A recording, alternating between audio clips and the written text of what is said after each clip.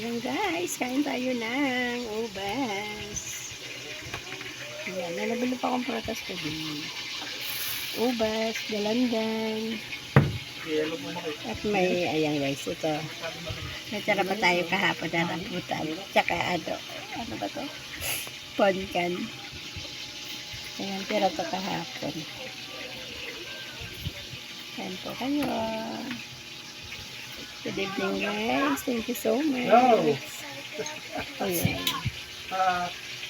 Ayan, may ubas po tayo today. Binigyan ko sa akin sa cash. Kaya bumili kami ng... Ako nga pala, sinundo pala si Isaw.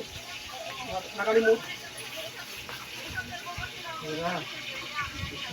Ayan tayo guys, ng prutas. Ayan, ubas po. Nakalimutan ko. Ayan, Sinundo pala kay video Isaw. ako guys, maingay. Ay, Ayun. nalayo la. Thank you so much. Nalayo la. Magandang shout out ko sa Nalayo la. Eh,